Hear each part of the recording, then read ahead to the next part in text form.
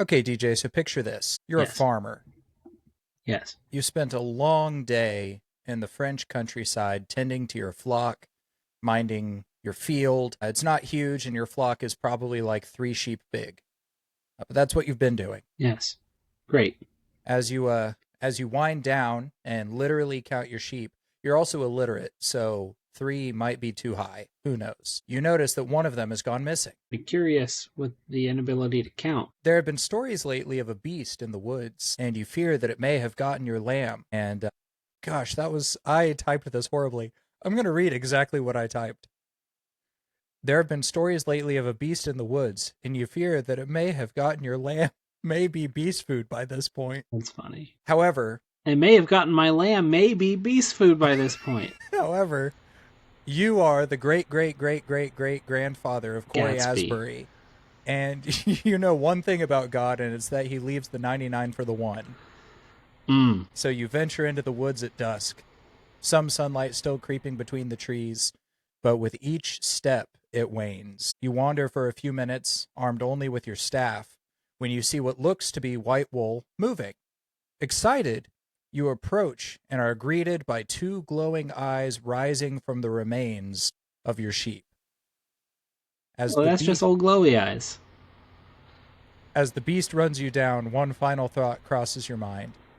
Beats being French. One final thought crosses my mind. Glowy eyes. Back at it again. I will never pass up an opportunity to make fun of the French. It's true, we don't like them. There's no particular reason for that. I like the internet doesn't like them. I'm very susceptible to what the internet's whims are.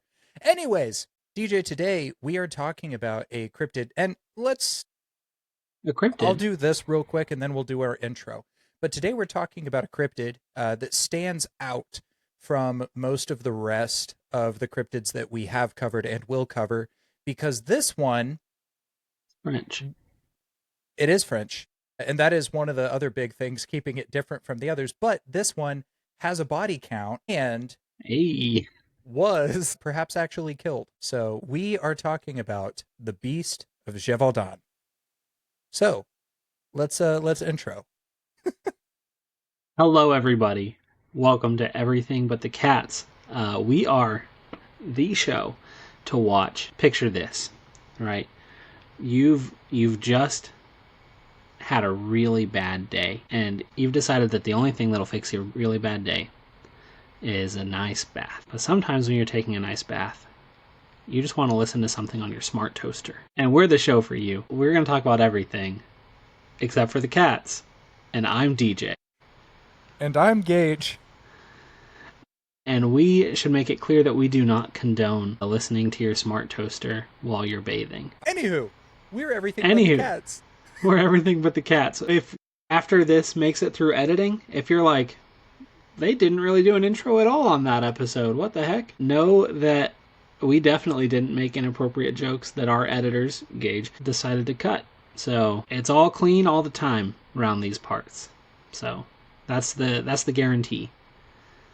Yep. Mostly. We're PG-13. Yeah. Our first 2 episodes that we ever did we started out on audio. Our first 2 episodes on Spotify are both marked explicit. Not because of our language, but just because the content, murders and stuff. This one probably will be too. At this rate, it definitely will be. Anyways, we're doing a series called Creatures Unseen, where we talk about cryptids, the paranormal, ghosts, aliens, all kinds of things along those lines. If this is something you're interested in, please go ahead and subscribe so that you can follow us on this journey. If it's not something you're interested in, do it anyways. Get some help. We're fun people most of the time. We got a glowing review from somebody that we went to high school with that I might read at the end. That was very encouraging to hear. But also, if you like fun people, he would say that you should hang out with us. Anyways, yeah, we're going through the series, and today we're talking about the Beast of Gevaudan. I will say up front, I, at a fundamental level, refuse to pronounce every French word and name correctly, but I'm going to do my best to do some of them right. So we are talking about something that takes place in France. DJ, have you ever heard of the Beast of Gevaudan? Not remotely. Okay, do you have like a guess as to what it is based on what we've already kind of hinted at? Well, here's my dumb answer. It's a sheep that's bad at following directions and has some glowy eyes. So really, just like a stupid sheep. So really, just like your average sheep. Yeah. It's a sheep gauge. Uh, No. So I'm gonna guess that it's something that possesses wildlife. By wildlife, I mean livestock, which is not quite wildlife. And then apparently, well, the guy's French, so I can't give him too hard of a time. Apparently, mauls people in its sheep form. Like this guy got mauled by a sheep. I don't care what a sheep is possessed by. If I get mauled by a sheep, I need you to tell someone that I died like shaving my armpits or something. Anything is less embarrassing than died by sheep. that's how I want you to tell people I died. Is died by sheep or Shaving anything, actually. he was Okay, shaving anything actually. so the thing about the intro story, I guess I left it a little too vague. The idea is that it's what was eating your sheep that attacked you, not the sheep itself. Ah, Yeah. It okay, rose it's a from the sheep eater, remains of the sheep. sheep sucker. That's a reference to the El Chupacabra. Yeah, the cryptid that we haven't done yet. Yeah, One of the big names we haven't done yet, actually, which we've got like three big names that we still have to get done. I'm still yeah, waiting to hear back from a couple people if they're going to be on those episodes or not, but we'll see. yeah. Anywho, so the Beast of Gevaudan, it's a fun little creature. Not really, Really? but it Okay. is a creature that terrorized the region of Gevaudan in south central France in the 1760s for about 4 years, 3 or 4 years. Now, Gevaudan doesn't exist anymore technically. Like the place exists, but that's not what it's called anymore. And I could not be bothered to memorize the name of what it's called now. Sorry about it. France. Sorry, French people. I know you're not listening. But this area of France is Baguette. mountainous. Yeah. Anyways, it's a mountainous area with valleys, forests, and high plateaus. It's known for thick woods, rocky outcroppings, and it has deep rural paths. So this is an area that has uh, sparsely populated. The area that we're talking about specifically is roughly 2,500 square miles. So it's like 50 by 53 miles or something like that. It's just a good little chunk of the French Yeah. countryside. Densely populated, but not densely, sparsely populated What's the with difference? yeah, with farmers, peasants, shepherds, small town craftsmen, people like that. Generally, they're not very educated people. They are deeply Catholic, but they've also got a lot of Get wrecked, Catholics. they've also got a lot of old European kind of folklore woven into their Catholic beliefs. Syncretism. Yeah. And so it is important to say that these people had a lot of challenges that they faced. They had harsh winters, dense fog, frequent, just violent storms. They were French. They were French. They had like livestock that would regularly be attacked by wolves. This is back when wolves were still very common in Europe. And they were themselves were also subject to attack by wolves. Yes. Can I put in another theory as to what this thing is? Yeah, sure. A wolf. That's mostly right. Yeah. So this is a time where societally they still had a feudal structure in place. However, the main nobility of France really didn't care too much about this region at the time. So the most powerful nobility were also the clergy in Gévaudan. Interesting. Yeah. Uh, Oh, Geraldine.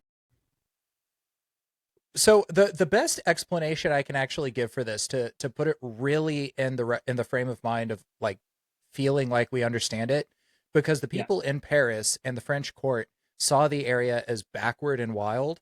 This is like the French version of Appalachia. Hmm. Okay, I was gonna suggest that it was like the French flyover states. Still applies. Yeah. It's, mountainous, lots of thick Yeah. woods. It's got like common threats, very superstitious and religious. Moonshine. Moonshine, shepherds, farmers, small town peasants, French people, poverty. weirdly enough. Yeah. Yeah. Yeah. So the only difference is instead of being Catholic, it's Baptist. Mm. So this is French Appalachia, essentially. And it was a place, Rappalachia. Frappalachia, that's my favorite Starbucks drink. It's a place where the average person owns 3 shirts, 2 goats, and 0 werewolf repellent. Ants. Werewolf repellent. Oh, we're looking at werewolves. I Maybe. see. Yeah. Let me I don't mean to criticize their intelligence, but or your intelligence either, I guess. Werewolves? France. That's what we're talking about. That's where. Everybody asks where the wolf is. No one asks how the wolf is. Oh. So our story begins in the summer of 1764. There's a young woman who's tending her cattle near the town of Langonnier.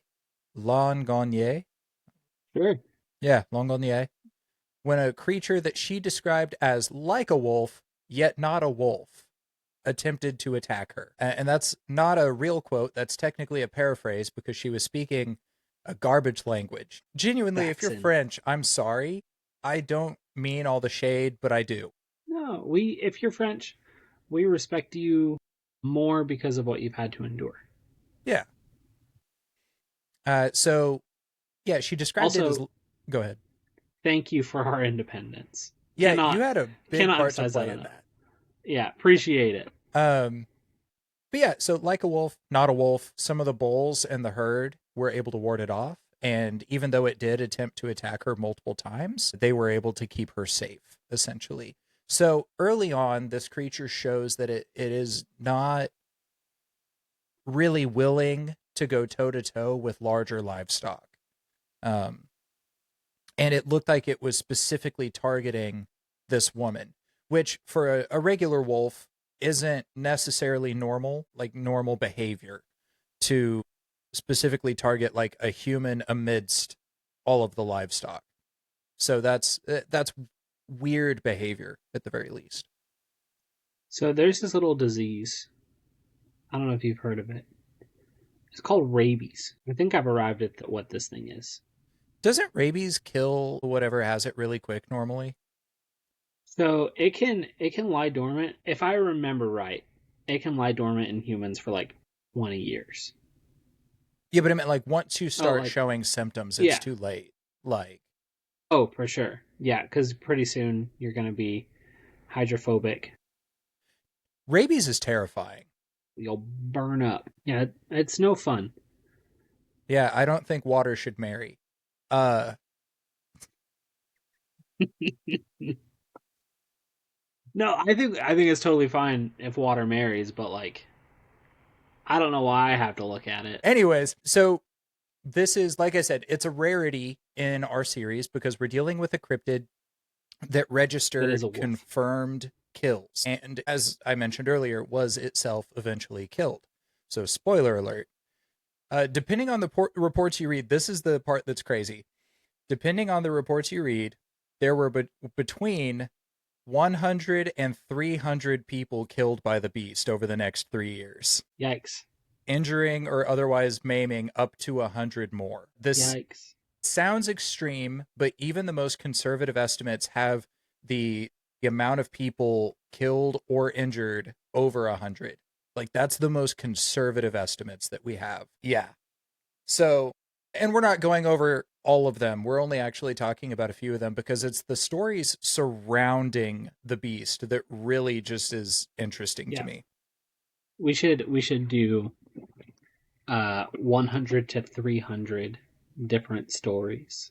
I wouldn't put it past me to try to put that into the episode. But soon after this first reported instance, the beast would have its first official victim. There was a 14-year-old girl named. Okay, so in French, Weird name. in French, there's a name that kind of goes both ways. Jeanne, though for men it's normally Jeanne and for women it's normally Jeanne. And so, like, would it be like the equivalent of Jenny? Because I know for men it's like the equivalent of John and Jean. Is it still Jean or Jean or something? So I took as much French as you did in Yeah, high school and college. so And much. if you guys listen to the episode, you'll figure out how much that is. So I'm going to go ahead and say Jeanne Boulet is kind of what I'm going with. Love it. That's beautiful, Gage. Boulet was tending to some sheep on June 30th of 1764 near the village of Leubac. She was buried. I don't know why I skipped anything. She was killed. She was buried on July 1st with no burial rites. Her burial certificate, because she had, like I say, deeply Catholic at the time. If you weren't able to, confess of sins before death, you were. I guess they wouldn't give you burial rites. If you died by a werewolf, you don't get burial rights. I guess so. She wasn't given burial rites, but her certificate stated that she had been killed by la bête féroce or féroce, something like that, which literally translates to the ferocious beast. And it was used as like a proper noun. So this is something that there's a little bit of inclination here that at least by this time, the store, like, people had heard about this beast. People had an Yeah. idea of what the ferocious beast was. And that's actually what it was referred to during the time. We call it the Beast of Gevaudan because that's where it is. That's what it's known for. But they were just like the ferocious beast is what they referred to this thing Yeah. as. I do feel like within a historical season, like if right now there was some terrible bear roaming around the streets of Joplin, it would feel intense for us to call it the ferocious beast. Like, yeah, the ferocious Yeah. beast is out there. But in like 300 years, when people were talking about it, if they called it the ferocious beast, it would sound like they were mocking us. So I get it. Yeah. Yeah. That's great. If a bear did a lot of cocaine and we called it the cocaine bear, it would be a timeless classic. What's that from? The true story of a bear that ate like multiple pounds of cocaine and they made a movie about it, What's that loosely from? based on it. Loosely. Loosely. Because the bear didn't immediately die like in real life. Yeah, no, the bear actually picked up an addiction. I'm not kidding. I just need a little bit more, man. Just a little bit more. Here's the thing, if you go into a movie called Cocaine Bear and you expect anything different than what you got in that movie, you're the problem. I've not watched it yet. Give it time. I would recommend it as like just a silly, kind of intense movie to just throw on sometime if you're ever just in the mood for something that's like silly and over the top. Like if Quentin Tarantino made a movie about bears. And cocaine. That's already in his movies. Yeah. No, the only time I get to watch movies that are a little more intense is at night when Angela and Isaiah are asleep. That's fair. But it's like 2 nights a week, so I usually just play video games. That's valid. But one day, I'll have an empty nest, and then I will watch Cocaine Bear. Waiting 18 years to watch Cocaine Bear. What a time. Yeah. I'm counting down the days. But yeah, so so they wrote on the death certificate that it was the burial certificate, the ferocious beast is what killed her, Yes. giving some kind of inclination that is already in their frame of reference. It could possibly even be inferred that she isn't the first victim, but she is the first that like was reported. Yeah. If that makes sense. Sure. Absolutely. The second official reported victim was also 14, turned up in the hamlet of Masmujan only a week after Jenne's burial, also in the same valley. That sounds French. From here and throughout the rest of 1764, reported attacks and deaths at the hands, or claws, of the beast would escalate. Strangely, the beast would target primarily women and children, or lone men. So I think that's... Go ahead. It's like if there was a cryptid that was the opposite of the Titanic. Yeah. Or if there was a cryptid that was secretly just a serial killer. Uh Yeah, yeah, that might come up later. I'm sure. Yeah. But yeah, so it would primarily target women and children or lone men. Typically it would never target groups. So it had a level of intelligence, not to say that wolves aren't intelligent because they are, but just it and it normally seemed like it traveled alone is the thing. Yeah. However, they did notice, and there is a belief that there were multiple beasts Okay. because there would be reports of attacks in different places at the same time, or with too close of time reference for it to have traveled that far. So Yeah. there is the belief that there is a pack of these, but these people, they have experienced wolves. Like wolves are a common problem for them at this point. So it's at least, if it is a normal wolf, it's at least a breed that is not familiar to the people of this region of France. Dire. That's one of the theories. Is it's a dire wolf, or it's a group of them. Tell you, So tell you who really was dire, a dire. Those hundreds of people in France, bunch of dires. so yeah, there were so many reports that were coming to the public eye, and some people believed and still do, like I say, that it was multiple beasts. At Yeah. this time, France was in a bit of a slump after the 7 Years' War that had just finished up. They lost some land. They weren't exactly like in the best view of the rest of Europe in that way. And so the beast kind of became something that they could rally behind to a degree. Like it became a common enemy that they could unite over again. And Can't so beat that's England. now the beast was described as, this is a quote from a newspaper of the day. It was described as reddish brown with dark ridged stripe down the back, resembling a wolf slash hyena, but big as a donkey. Long gaping jaw, 6 claws, pointy upright ears, and supple furry tail. Mobile like a cat and can knock you over. Its cry is more like a horse neighing than a wolf howling. I have a theory. Okay, It's a real mean horse. that's a horse with rabies. It's a horse with rabies. Yeah, how did it say the people died? Did they die like a few months later of Of not having enough hydrophobia? water? Yeah. So that's actually the next thing I was going to talk about. The victimology provides some peculiar clues as to what the creature was or wasn't. Right. Most of the remains were only partly eaten.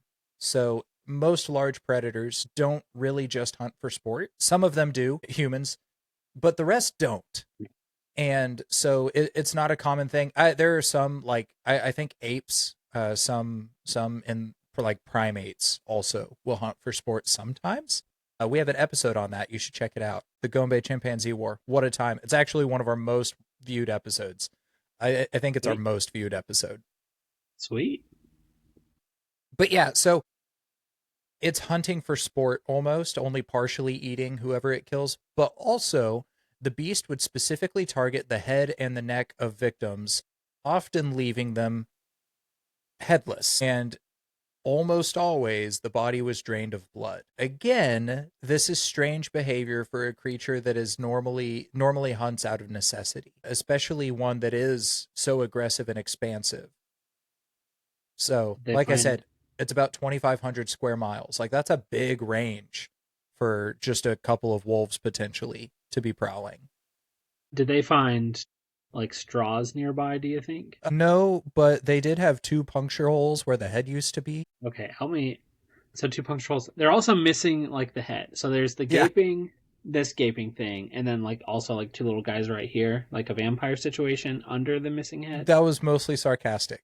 I feel like Okay, if you cool. get beheaded and your body isn't like Is relatively upright, upside down. yeah, if Yeah. it's relative, like you're going to be drained of blood.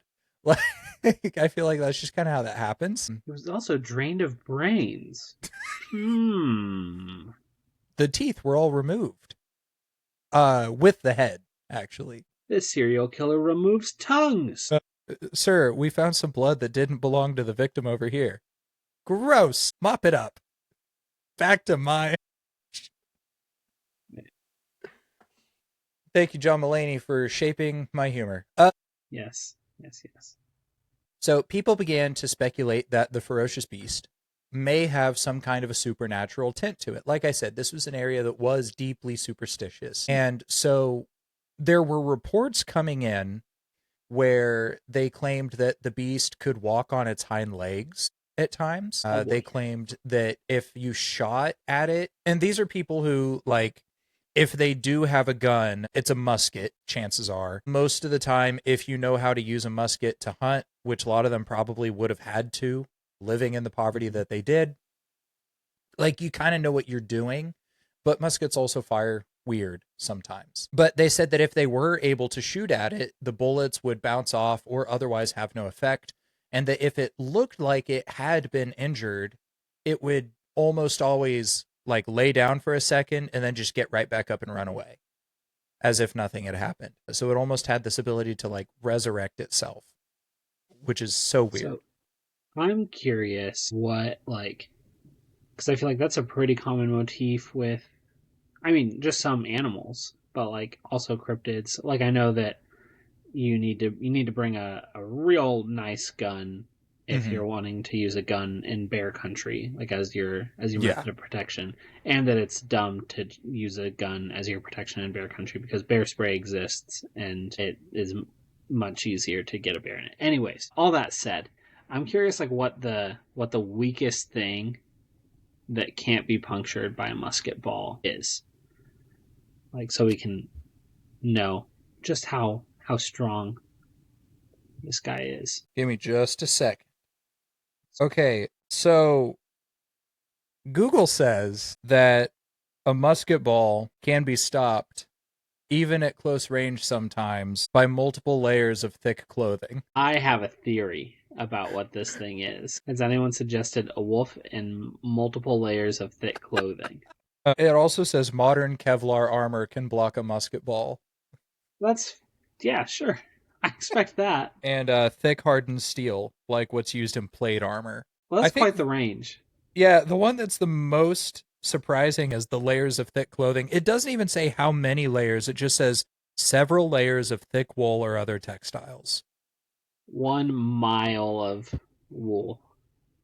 I just know that, like, if a musket ball does get in you, it's going to bounce around in you. And so it does a lot of internal damage is the thing. So if it is getting hit and it is getting penetrated by the musket ball, like, it's going to cause some damage.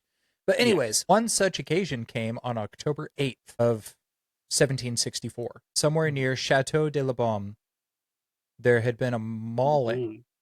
Somebody had been mauled, and some hunters were on the lookout for the beast when they saw it stalking a herdsman at the estate. They flushed the beast into the open, fired a volley of musket balls at the creature, and after it fell, it ended up getting right back up and running away, not to be caught. So, funny thing, whenever I used to read the stereotypical, like, wee wee baguette thing, when people would talk about speaking French on the internet, I always read it, hon wee wee baguette. Like, I knew what the wee wee baguette meant, but I didn't realize the I didn't realize what that was until I was like 25, 26, somewhere in there. So in Angela's family, since I've been there, some of the lore is that one time we were playing Jackbox, and I can't remember what it was about French stuff, but her dad, like, it was Quiplash, and her dad's answer was Han Baggett, and I'm positive he Quiplashed whoever it was.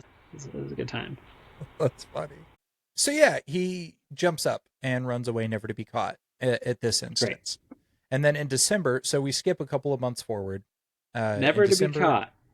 For now. For now, yeah. In December of 1764, the Count of Gevaudan, also a bishop, as I mentioned earlier, because a lot of the nobility in this region were clergy as well. He called all local believers to attention, claiming that the beast was a scourge sent by God on behalf of the sins of the people living in the area. Reminds me of a certain lightning bolt that hit a certain tree. I just remember like the different jokes about it being a warning shot and stuff like that. Yeah, there were people who said it was the time God missed because it was right next to Willie. Yeah, Gosh, what dark jokes we made. Anyways, good times. yeah, so this bishop, I did not, his name was not something I was going to attempt. So didn't even write it Yeah. down. So he did claim that this was a punishment by God, and so he called the people to pray and do penance. I don't know the operative way to say that. Pay him money Yeah, he not penitence, penance. I with think. themselves. Yeah. His appeal for prayers and penance, repentance, I think, is kind of a good translation of that. Right. And this sermon that he gave has remained throughout history called the Commandment of the Bishop of Mende. You can find it online if you dig enough. You have to dig a little bit, though. And from the end of December to mid-January, multiple churches met for 40-hour prayers, 3 Sundays in a row. So that's kind of 40? the 40 hours in a row every Wild. Sunday. So essentially Sunday into Monday. And so that's where we are in the story. But first, not first, but before we continue, we have a brief ad read for you. A word from our sponsor. Are you tired of unimaginable horrors getting in the way of your farm? Has your shepherding career been cut short by a beast with a flair for the dramatic? Then say no to untimely maulings with Beast Away! Our patented formula of holy water, garlic, silver shavings, mint, and just a little bit of royal disappointment is guaranteed to confuse, irritate, and maybe even offend even the most legendary man-eating creatures. But wait, there's more. Call now and we will throw in a free handcrafted faux shepherd disguise, perfect for luring the beast away from real villagers. For a little bit. Results will vary. Join the hundreds of satisfied customers who no longer live in fear. Or at all. Beast away. Because sometimes the monsters are real, and they hate mint. Now back to our regularly scheduled programming. Yeah. So we've got these 3 weeks in a row where all the churches in the area are gathering to pray for 40 hours straight. So that's happening specifically about the beast. Like this is specific to the beast. And then on January 12th of 1765, there was a young boy named Jacques Portefeuille. Now, you can find, I will say, there is a Mr. Beast episode about this story. I didn't want to make this story the whole episode. So after you're done listening to this, if you want to hear this full story with Mr. Beast, great, not Mr. Beast, Mr. Ballin, Mr. Ballin. I paid French villagers $1,000 to get eaten by a werewolf. Last one standing wins. So it's actually, I have Mr. Ballin's graphic novel, his nice. first one, Strange, Dark, and Mysterious, and one of the stories in here is about the Beast of Gevaudan. If you're interested in this kind of stuff, like, it's a fun graphic novel to have, and it's a really good story. So I will say, go check out that episode after you're done listening to this for a more detailed explanation of this specific encounter. But on January 12th of 1765, there was a young boy named Jacques Portefeuille, and a group of 7 of his peers, ranging in age from 8 to 12, were wandering around. They were kind of tending to sheep. They were kind of just playing when they were attacked by the beast. They were able to ward off the beast eventually by sticking together instead of splitting up and by beating it with sticks. I guess that works for them. On Yeah. supernatural creatures. A bunch of it works 12-year-olds hitting you with a tick. With a tick. We'll get you. It also was drained works on of its pinatas. It was actually a pinata the whole time. Wow.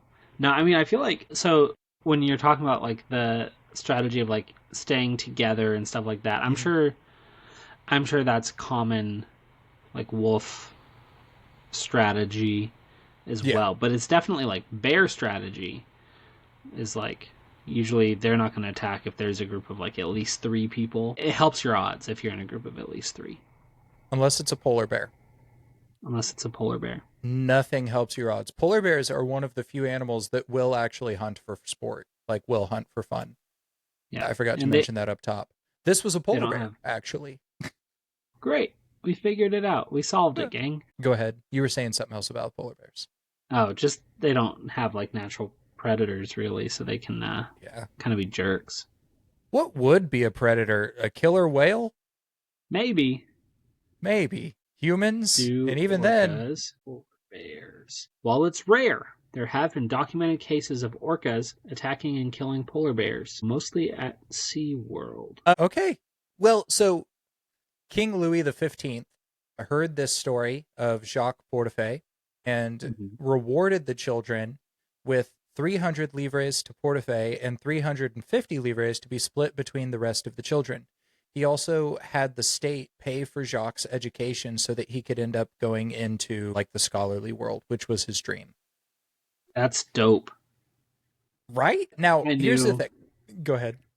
I knew that when I was studying hard in high school. Back when I was studying hard in high school, I knew I should have been killing monsters. Well, sorry, not killing.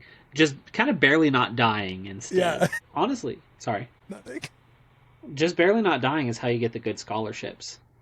Really, it is. So I tried to do some math here. I wanted to figure out how much 300 and 350 livres was. So when the livre was created, Sure. each one was equivalent to a pound of silver. So that means at the beginning of its use as currency, 300 to 350 livres would have been roughly like $60,000 or something like that. Great. However, by the time that it was subsequently replaced by the franc, which was 20 years after this, it Yeah. was worth roughly 91 cents a Yikes. piece. So 300 livres would have been like 260 bucks or something like that. Uh 270, Yikes. 350 would have been a little over 300. So I mean, like that's kind of what you're looking at potentially. Anywhere from $270 and $60,000 is the equivalent of what they had just been given. Great. That's quite the range. My guess is that it's a lot closer to the low end just because Yeah. of how close this is to the end of that as the currency. Do you know when they were invented? Because if they had been invented like 2 years before, and they were Oh, just it a was in short-lived currency, like the 1200s. So it was like yeah, 400 they're years toast. before.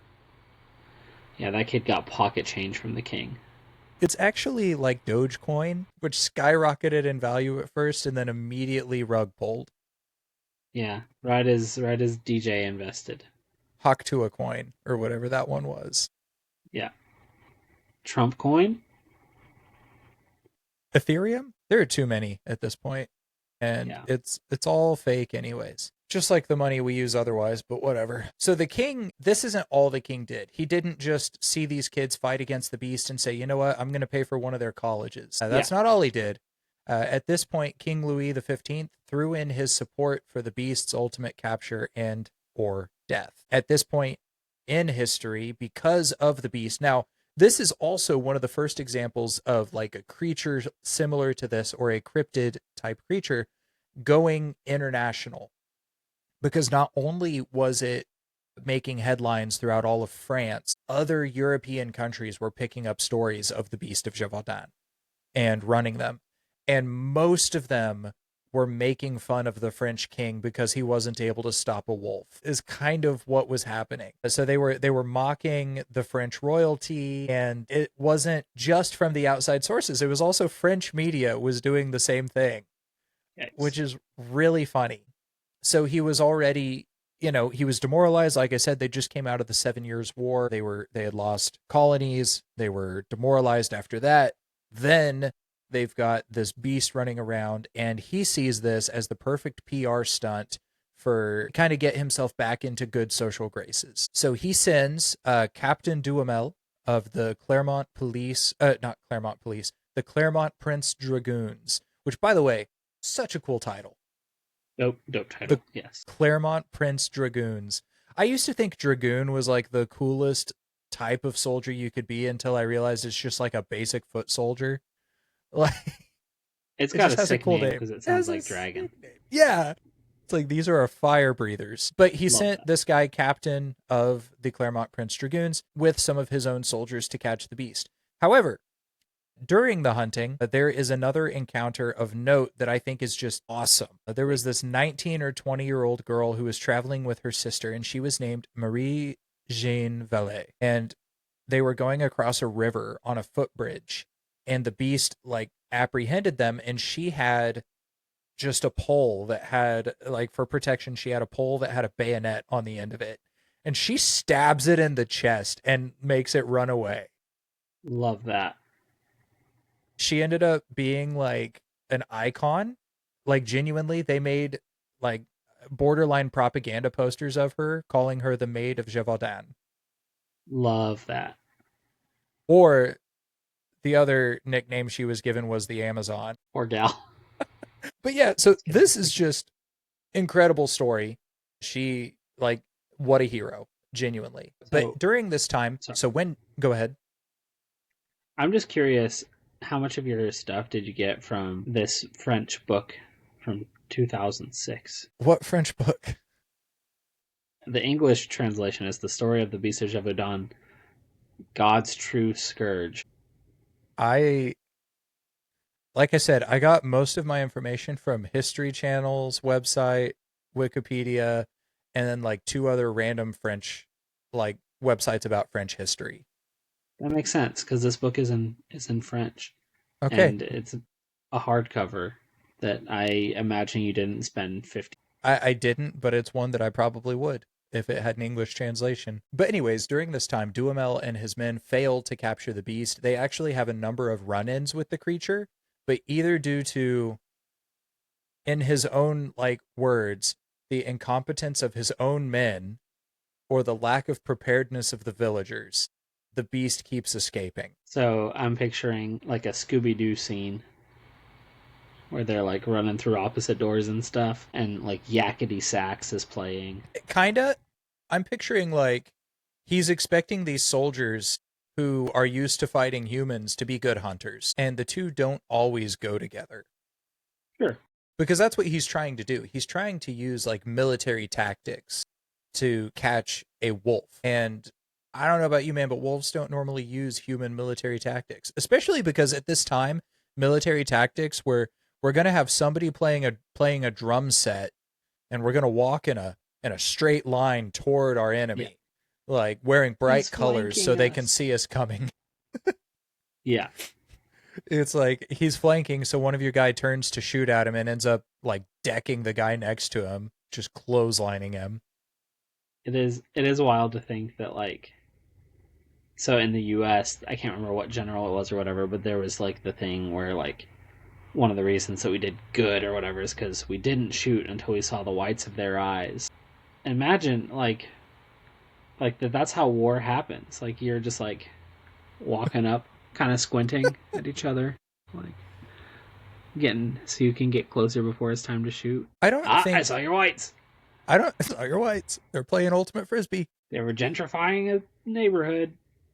selling a cheeseburger for $30 in a metal tray with a barely a napkin under it. But anyways, yeah. So this guy Duhamel is failing at catching the beast. Yes. So Yeah. with his increasing frustration, King Louis ends up sending two wolf hunters. Now, there's some different kind of reports on who they were.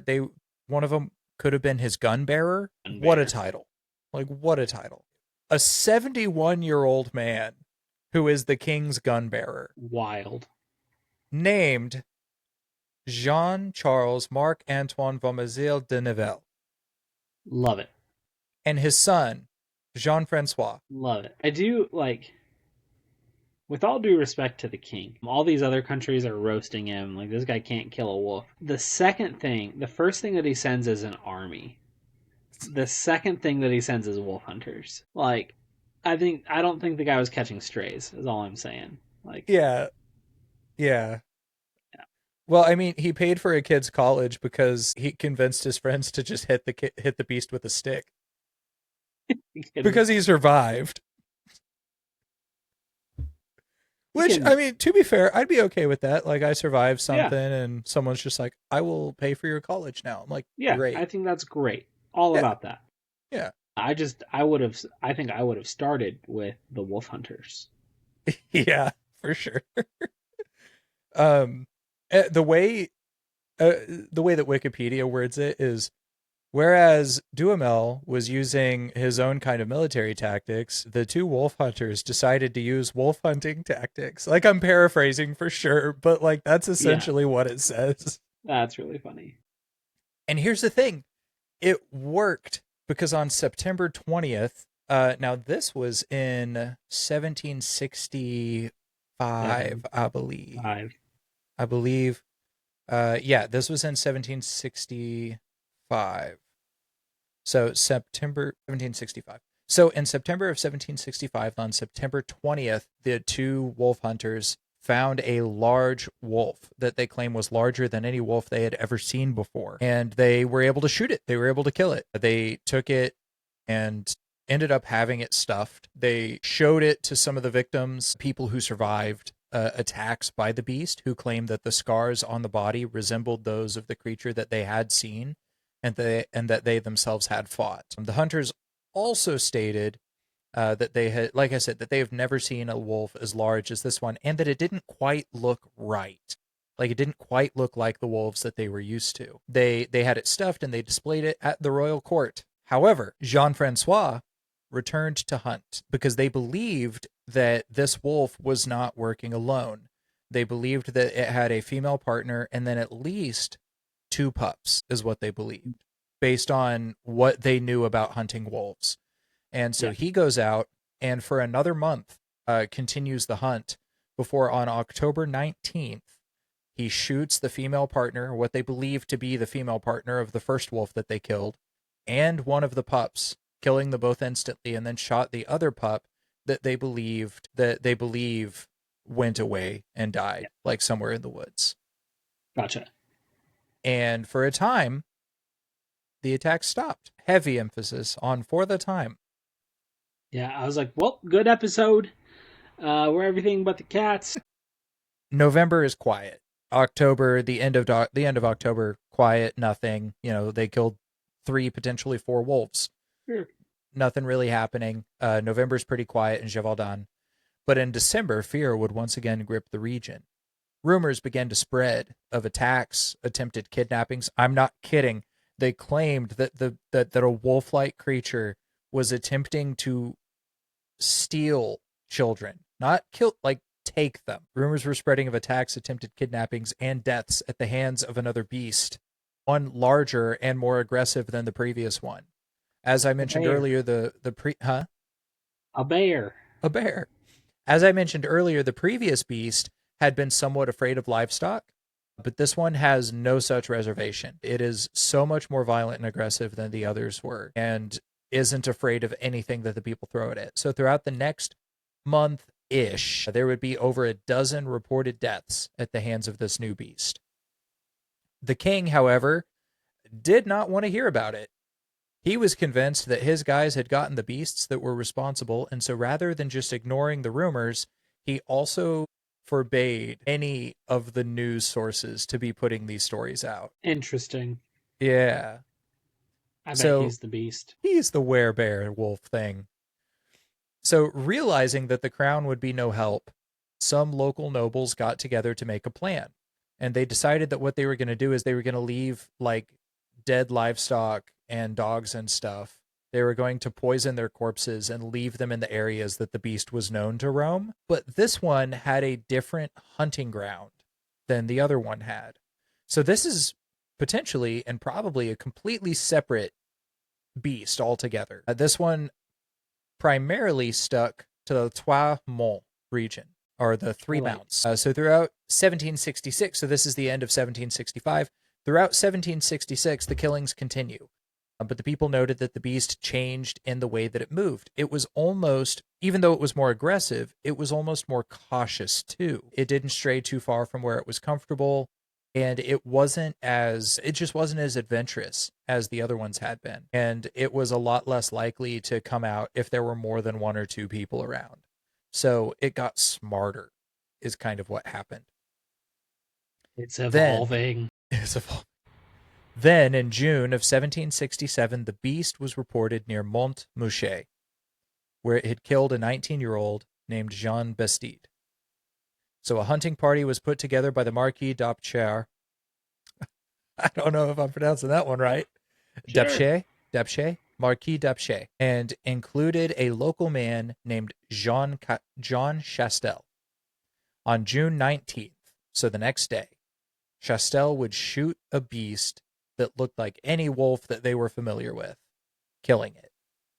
Future renditions of the story have him using silver bullets made from St. Mary's metals, which I assume is like a rosary or something. That would And make sense. other stories have him praying before he took the shot, but none of the contemporary sources mention either of those things. Here is where some of the mismatched information gets thrown into the story, though. Some stories and reports say that the beast was taxidermized and sent to the king to be examined by a naturalist who, because of the smell, became sick for months, potentially even years. Tuberculosis. However, this is not corroborated by any of the documents at the time, other than an oral tradition that wasn't written down until the 1800s, which is only 30 years later. So, like, you know what? I believe that's possibly not the worst kind of, it's possible, but none of the contemporary things mention it. None of the contemporary sources even mention that the beast made it to the king's court and that the naturalist had a chance to see it. So I don't know kind of what happened here. Maybe the naturalist is the beast. Maybe. The most likely whereabouts of the body that a lot of people kind of stand by now is just that it was buried in some dude's estate's backyard, essentially. Right. Where it There also belongs. where it belongs. The doctor who did the autopsy essentially said, "Yes, this is a wolf-like creature. This is a canid creature, like Yeah. a canine." When he did the autopsy, he did find human remains in the stomach, but like I said, he described it as wolf-like, but not a wolf as he knew them to be. It was larger, longer, and stronger than any wolf they had seen before. So, this brings us to some theories. What was the Beast of Gevaudan? I mean, I feel like I've given you all the potential theories. You've given me a few of them. I have a few others that may surprise you. Aliens. That's not one of them, but it should be. No way. One of them is a werewolf or a wolf whisperer. Now, these are the two most supernatural answers that I have. Werewolf, I feel like if you kill a werewolf in its wolf shape, would it turn back into a human? Who knows? I don't. It's peeking your mic and it's not picking you up. No way. Yeah. I'm just whispering howls is all that I'm doing. There are certain sounds That's a that you make shame. that just don't get picked up at all sometimes. I don't know why. Still nothing. Nothing. No. That sucks. I've got noise canceling turned on, but sometimes I want it. I want the noise. It sucks. Mine doesn't pick me up when I laugh sometimes, so I get that. Here, let me. Oh, oh, oh, oh, oh. It sounds weird. Yeah. It was better when I was whispering it. But yeah, so a werewolf, potentially a wolf whisperer. Essentially, this was like a superstitious belief at the time that there were people who, through whatever kind of means they had, supernatural, spiritual, whatever, could control certain animals to do their bidding, is kind of what it was. So kind of like almost like a voodoo kind of thing, but like Yeah. European. Another theory, this is a real theory, and I kind of like this theory, is that, where's his name? Chastel was actually a serial killer. Dope. And he had like a pet wolf, dog, hyena, or something Yeah. that he trained to like attack people. And then he would go finish them off, essentially. Sounds fake. It's a theory that I saw actually pushed forward on I think it was like a History Channel documentary that I watched back in like middle school. And Sweet. it stuck with me. So that's one theory. Huh. There are some people who really like that one. There are obviously the theory is that it's like a prehistoric creature, like a dire wolf or something similar to that. Yeah. Some kind of one of the pups that was found, the one that they actually brought back to be examined, had a specific kind of like birth not defect, but it was something that wasn't normal for wolves and was actually common in a specific breed of dog that is a large hound. And so Hmm. there's some kind of a belief that they could have been some kind of like dog wolf hybrid that had been bred or just happened in nature somehow, that people just weren't familiar with or able to tell at the Would you time. rather fight a wolf the size of a chihuahua or a chihuahua the size of a wolf? Bro, a wolf the size of a chihuahua every time. For sure. For sure. I feel like if a chihuahua was literally like even 20 pounds bigger, it would be one of the meanest things that exist. Like, I feel like a They're wolf you can already be mean. friends with. But, anyways, Yeah, I'm not sure.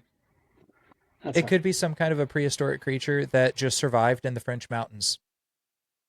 It could have been a hyena.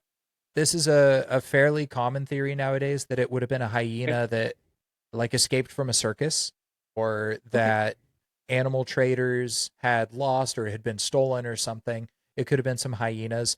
Now, I don't know that I ever thought that hyenas got as big as wolves or bigger than They're wolves, beefy boys. but the descriptions that were given of the wolf, like the stripe down the back, the tail longer than that of a wolf, it might actually kind of fit a hyena. And so that's a very popular theory among people today. There is a theory that it was a lion for similar reasons, like traders, a lion got loose, or circus lion got loose, something Yeah. along those lines. Could have been a lion in the wild, in the wild. And the final theory is that it was just an abnormally large and aggressive wolf or a group of wolves that had some weird behavior. Yeah. I mean, I just recently, just the other, maybe even today, saw a post about how a bear had to be killed in like Yellowstone or something like that. One of the national parks, I think it might have been Yellowstone, because it had like been kind of a little aggressive. It had like destroyed someone's tent while they weren't in it, and then had climbed up one of the bear like poles, like food poles, and like stolen food and eaten food. And like because it ate human food, it had to be killed because they when bears start to associate like humans with food, and that like humans have the good stuff and are like keeping the good stuff away from them, they become like significantly more dangerous to humans because they'll like kill humans to get their food. That makes And sense. it just increases the odds of encounters and stuff like that. Like the bear is going to spend more time around camp because there's food at camp, Hmm. and so the bear had to be killed. And so I wouldn't be super surprised if it's just a wolf that like happened to kill like a dude or that 14-year-old, Hmm. and then it's like, huh, these guys don't fight back that hard. With all due respect to that 14-year-old girl. Yeah, I mean that's possible. Like it really is. Speaking of national parks, and we're on the topic of wolves. Apparently, there Yeah. was one national park, I don't remember which one, where they reintroduced wolves as part of Okay. the national park recently, and Yeah. all the other like what do they call major fauna, like large animals, Yeah. Like mega. megafauna, Yeah. started dwindling immediately because the wolves were just like destroying the ecosystem by killing a lot of the uh large animals already present. Direct moose. Yeah, and it was one of those things that like I don't remember who tweeted about it, but someone was tweeting about it and they're like, "Yeah, how did you guys not think this would happen? Yeah. Introducing Yeah. large predators to an area that hasn't had them for decades?" So bears had gone if I remember right, not extinct, but like bears were no longer in Missouri. And then it might have been in like the 60s or something, they decided to reintroduce bears in Hmm. Missouri. And now they're like pretty much they're more present in like the kind of heavily forested areas towards like the eastern side of Missouri, Yeah. but they can kind of be found anywhere. There have been sightings in like Jasper County where Joplin is and stuff like that. Uh, and let me tell you, I'm just livid with the like. You didn't have to do that. Like they would have been fine in, I don't know, north. Colorado. Yeah, yeah. Yeah. I don't anywhere else really. So Consider me. There was recently, like a few weeks ago, there was a bear actually spotted. It was a black bear in between here and Memphis, which is like not even a 10-mile stretch of road. It might be like 15 mile Yeah, stretch of road.